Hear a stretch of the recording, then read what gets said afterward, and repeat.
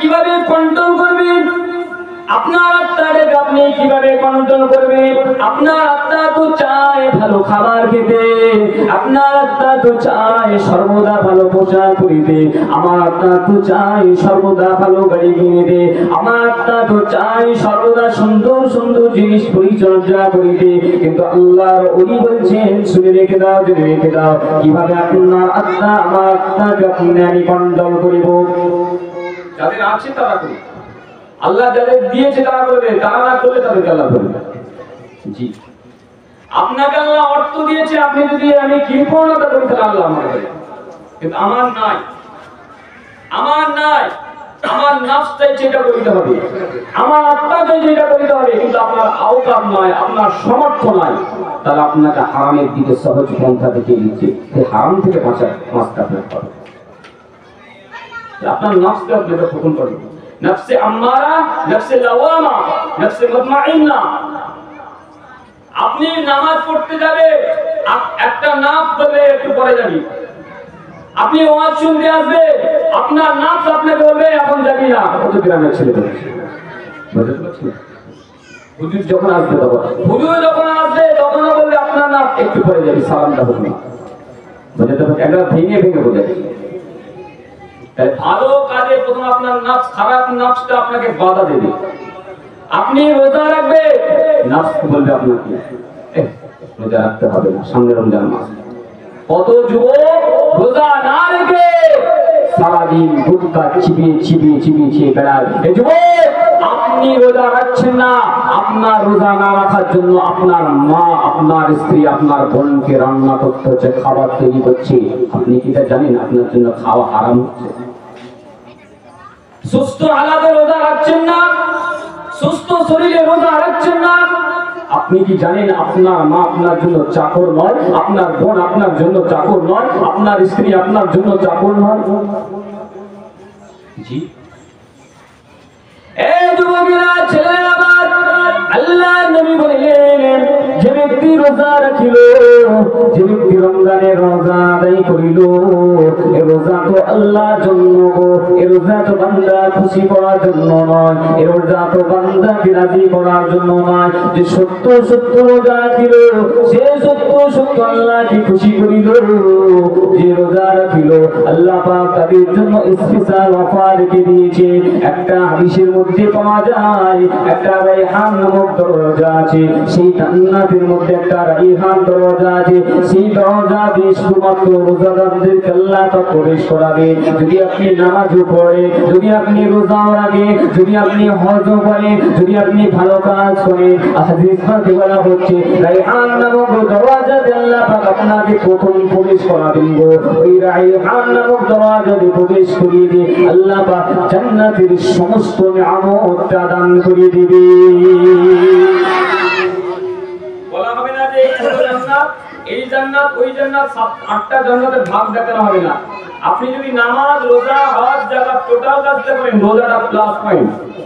রায়হান নামক দরজা দিয়ে প্রবেশ করি, 8টা জান্নাতের নিয়ামত আল্লাহ পাক আপনাকে ভোগ করাবে। জেনে বলুন না, এটা খুশখবরি। আর আমার যুবকেরা সারাদিন নাকে শুকিয়ে থাকলো, লুকিয়ে লুকিয়ে গেল, গুটখা চিবিয়ে চিবিয়ে দিনটা কাটিয়ে দিল। ও যুবক, কাজ তো সারা জীবন করতে হবে। ও যুবকেরা, আপনাকে তো সমস্যা সমাধানের জন্য কাজ তো সারা জীবন করতে হবে। আল্লাহ পাক বছরে একটা মাস আপনার থেকে চেয়েছেন গো, সারা বছর তো রোজা রাখতে বলে না, একটা মাস আপনার থেকে আল্লাহ চেয়েছে, বান্দা এই মাসটা রোজা, এই মাসটা রোজা রাখলে তোদের শরীরের মধ্যে যে ভাইরাস গুলো আসবে, তোদের শরীরের মধ্যে যে কঠিন কঠিন বিমার গুলো আসবে, তোদের শরীরের কোষের মধ্যে যে অন্যান্য জীবজন্তুর লালার ওই বীজগুলো এসে প্রবেশ করে যাবে, আমি আল্লাহ পাক রোজার উসিলায় সমস্ত কিছুকে দূর করে দেব। সমস্ত রোগের ঔষধ রোজা। যুবক, আপনার শরীরে রোজা আপনার জন্য ঔষধ।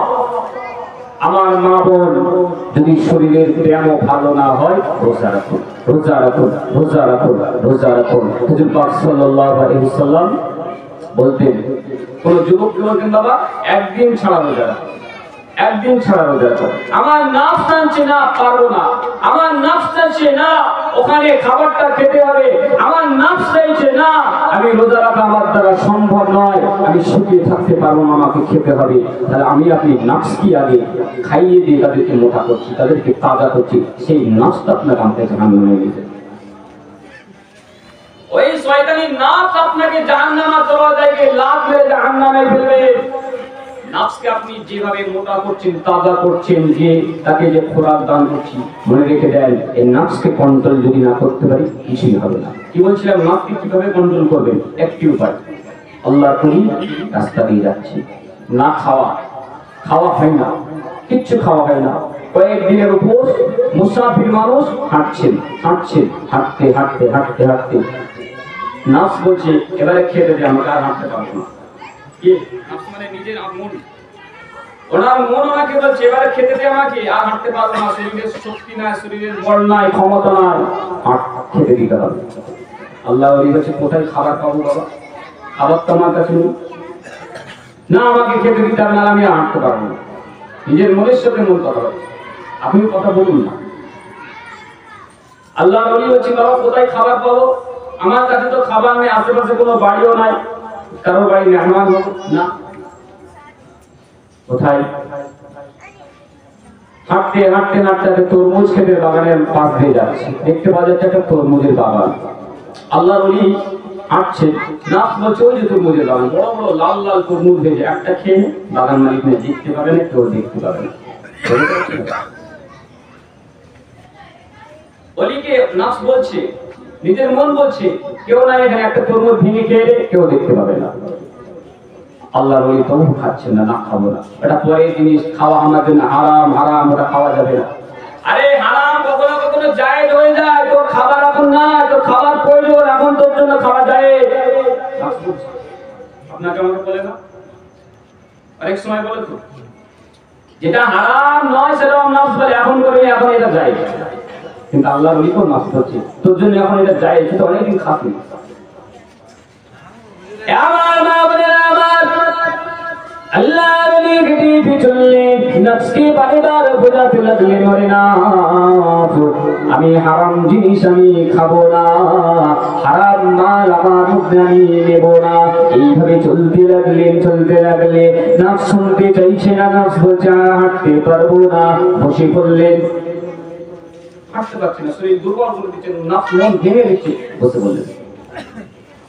আল্লাহর ওলি বলছে আমার নফসকে তো সাজা দিতে হবে, আমার নফসকে একটা সাজা দিতে হবে, নাহলে তো আমার নফস আমার কথা শুনবে না। আপনার নফস আপনাকে, আমার নফস আমাকে বলে এটা চাই, ওটা চাই, এটা করতে হবে, এটা করতে হবে, এটাই করতে হবে, নাহলে আমার মনটাকে আমি শান্ত দিতে পারি না। তাহলে আমার আপনার নফসকে সাজা দেওয়ার ওসিলাটা আল্লাহর ওলি দেখিয়ে দিল কি, আমার নফসকে আমাকে সাজা দিতে হবে, কষ্ট দিতে হবে, নাহলে হবে না। কিভাবে কষ্ট দেবেন? তিনি সঙ্গে সঙ্গে নিজের বুদ্ধি দ্বারা কাপড়ের মধ্যে কিছু ওই জমিনের মাটির ঢেলা, বড় বড় ঢেলা দেখে দেখে বেছে বেছে কাপড়ের গাঁটিতে তুললেন, কাঁধে করে গিয়ে প্রতিষ্ঠা করলেন। আল্লাহর ওলি হাঁটতে লাগলেন, কাঁধে করে গিয়ে হাঁটতে লাগলেন। একে দুর্বল শরীর, খাওয়া হয় না, হাঁটতে পারছে না, আবার কতগুলো বড় বড় ঢেলা, মাটির ঢেলা ওই বস্তার মধ্যে কাপড়ের মধ্যে বেঁধে আবার ফোটলা করে হাঁটছেন। নফস বলছে এত কষ্ট দিবি, এত কষ্ট দিবি, আমি পারবো না। আল্লাহর ওলি চুপচাপ চলছে, কোনো কথা বলছেন না। এই যুবকেরা আমার, ও মায়েরা বোনেরা, আপনার নফস সব সমাধি চাইবে গো, সর্ব অবস্থায় চাইবে স্বচ্ছলতার জন্য, আরামের জন্য, আইসির জন্য, ভালো মন্দের জন্য। কিন্তু আপনার আল্লাহ একটা সীমারেখা বেঁধে দিয়েছেন গো, আপনার নবী একটা তরিকা লক্ষ্য করে দিয়েছেন গো। সেই তরিকার উপরে যখন আপনি থাকবেন, সেই রাস্তার উপরে যখন আপনি থাকবেন, হারাম হালাল আপনাকে অবশ্যই বেঁচে খেতে হবে গো। আল্লাহর ওলি হাঁটতে লাগলে এমন সময় ওই বাগানের মালিক এসে দেখতে পেয়ে যায়, আরে চোর চোর চোর আমার তরমুজ চুরি করে নিয়ে চলে যাচ্ছে, চোর আমার তরমুজটা নিয়ে চলে যাচ্ছে। বাগান মালিক তাড়াতাড়ি এসে আল্লাহর ওলিকে ধরে নিলেন, আল্লাহর ওলিকে ধরে এত জোরে জোরে মারতে লাগলেন, কিল চড় খুশি লাঠি সমস্ত ধরনের আঘাত করা হলো, রক্তাক্ত হয়ে গেলেন, রক্তে লাল হয়ে গেলেন। আল্লাহর ওলি কোন রকম কথা বলছেন না। ওই লোকটা মেরে মেরে মেরে মেরে হাঁপিয়ে গেলে কিছুক্ষণ রেস্ট নিয়ে আবার মারতে শুরু করলেন, আবার মারতে শুরু করলেন। আল্লাহর ওলি আর সহ্য করলেন না। আল্লাহর ওলি বলতে লাগলেন, আর খাবি? আর আমাকে পরের জিনিস না বলে খেতে বলবি? আর কি আমাকে অন্যের জিনিসটা না বলে খেতে বলবি? কাকে বলছি বলুন, কাকে বলছি? নিজের নফসকে বলছি। আর আমাকে অন্য জিনিস খেতে বলবি? পরের হারামের জিনিস আমাকে না বলে খেতে বলবি? নিজের নফস বলছে। এ তো মারছে, মেরে মেরে হাঁপিয়ে যাচ্ছে, কি বলছে? এ কি বলছে?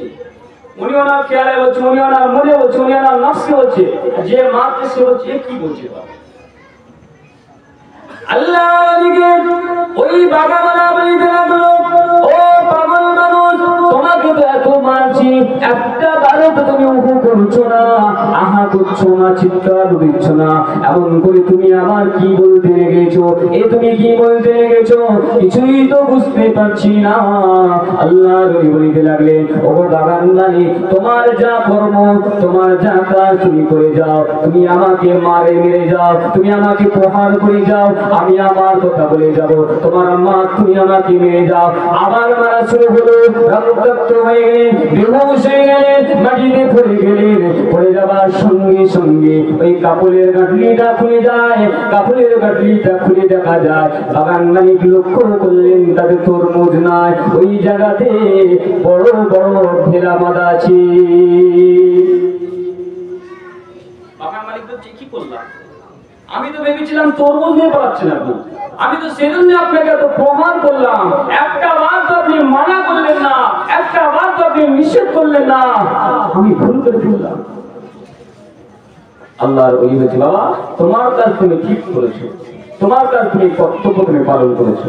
বাবা এটা আমি ইচ্ছা করি আমার নফসকে সাজা দেওয়ার জন্য, আমার নফসকে বোঝানোর জন্য যে পরের জিনিস না বলে খাওয়া হারাম, আমি এটা আমার নফসকে কখনো খেতে দিতে পারি না। জেনে বলুন না, একটু একসাথে